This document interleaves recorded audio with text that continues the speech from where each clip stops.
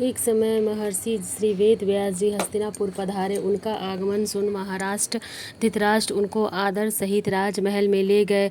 स्वर्ण सिंहासन पर विराजमान कर उनका पूजन किया। श्री वेद व्यास माता कुंती तथा गांधारी ने हाथ जोड़कर प्रश्न किया, हे महामुनि, आप त्रिकालदर्शी हैं, अतः आपसे हमारी प्रार्थना है कि आप हमको कोई ऐसा सरल व्रत या पूजन बताएं जिससे हमारा राज्य, लक्ष्मी, सुख, संपत्ति, पुत्र पौत्र आदि व परिवार सुखी रहे। इतना सुन श्री वेद व्यास जी कहने लगे, हम एक ऐसे व्रत का पूजन व वर्णन करते हैं जिससे सदा श्री लक्ष्मी का निवास होकर सुख समृद्धि की वृद्धि होती है। यह श्री महालक्ष्मी जी का व्रत है। इसे गजलक्ष्मी का व्रत भी कहा जाता है। हे महामुनि, इस व्रत की विधि हमें विस्तार पूर्वक बताने की कृपा करें।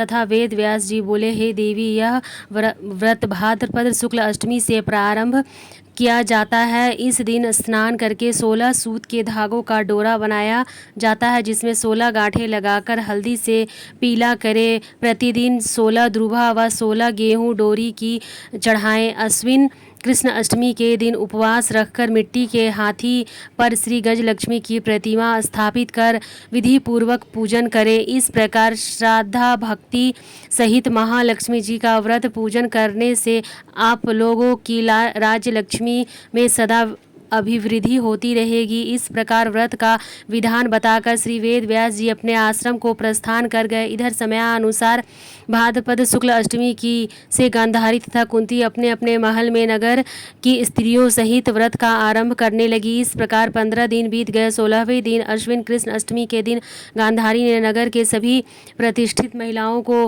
पूजन के लिए अपने महल में बुलवाया लिया। माता कुंती ने यहाँ कोई भी महिला पूजन के लिए नहीं आई। साथ ही माता कुंती भी गांधारी के नहीं बुलाई गई। ऐसा करने से माता कुंती ने अपना बड़ा अपमान समझा। उन्होंने पूजन की कोई तैयारी नहीं की, वह उदास होकर बैठ गई। जब पांचों पांडव युधिष्ठिर, अर्जुन, भीम, नकुल और सहदेव महल में आए तो कुंती को उदास देखकर पूछा, हे माता, आप इस प्रकार उदास क्यों हैं? आपने पूजन की तैयारी क्यों नहीं की? तब माता कुंती ने कहा, हे पुत्र, आज महालक्ष्मी जी के व्रत का उत्सव गांधारी के महल में मनाया जा रहा है। उन्होंने नगर के समस्त महिलाओं को बुला लिया है और उनके 100 पुत्रों ने मिट्टी का एक विशाल हाथी बनाया, जिस कारण सभी महिलाएं उस बड़े हाथी का पूजन करने के लिए गांधारी के यहाँ चली गईं, लेकिन मेरे यहाँ नहीं आई। यह सुनकर अर्जुन ने कहा, हे माता, आप पूजन की तैयारी करें और नगर में बुलावा लगवा दे कि हमारे यहाँ सोने के ऐरावत हाथी की पूजन होगी।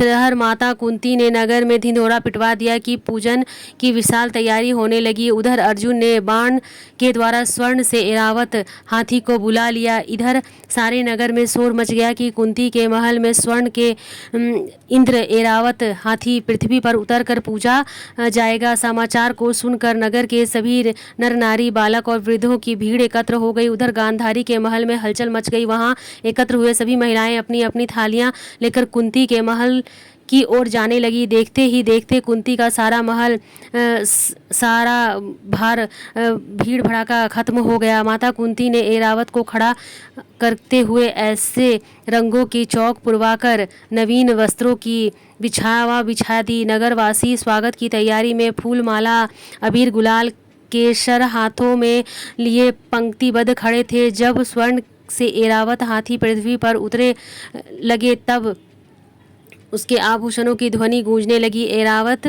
के दर्शन होते ही जय जयकार नारे लगने लगे।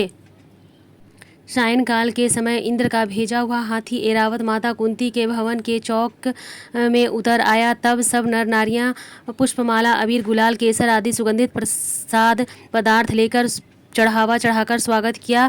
राज्य पुरोहित द्वारा ऐरावत पर लक्ष्मी जी की मूर्ति स्थापित करके वेद मंत्रोच्चारण द्वारा पूजन किया गया। नगरवासियों ने भी महालक्ष्मी पूजन किया। फिर अनेक प्रकार के पकवान लेकर ऐरावत को खिलाए गए तथा यमुना जल उन्हें पिलाया गया। राज्य पुरोहित द्वारा वचन करके महिलाओं द्वारा महालक्ष्मी का पूजन कराया गया। 16 गांठों वाला डोरा लक्ष्मी जी को चढ़ाकर अपने हाथ में बांध लिए गए ब्राह्मणों को भोजन कराया गया। दक्षिणा के रूप में स्वर्ण आभूषण आदि दिए गए। तत्पश्चात महिलाओं ने मिलकर मधुर संगीत हरियाली के साथ साथ भजन कीर्तन कर संपूर्ण रात्रि महालक्ष्मी का जागरण किया। दूसरे दिन प्रातः राज्य पुरोहित द्वारा वेद मंत्रोच्चारण के साथ जलाशय में महालक्ष्मी की मूर्ति का विसर्जन किया गया। फिर ऐरावत को विदा कर इंद्रलोक भेज दिया गया। इस प्रकार जो स्त्री श्री महालक्ष्मी का विधि पूर्वक व्रत एवं पूजन करती है उसके घर धन धान्य की कभी कमी नहीं होती तथा उसके घर में महालक्ष्मी सदा के लिए वास और स्थान निवास ग्रहण करती हैं। इस हेतु महालक्ष्मी की यह स्तुति अवश्य बोले। महालक्ष्मी नमस्तुभ्य सुरेश्वरी हरिप्रियाय नमस्तुभ्य दयानिधि। यहाँ पर हमारी महालक्ष्मी की व्रत कथा समाप्त होती है। तो यदि आप व्रत करते हैं तो कथा जरूर सुनिए, व्रत नहीं भी करते हैं तो 16 दिनों में कम से कम एक दिन तो यह कथा जरूर सुनिए।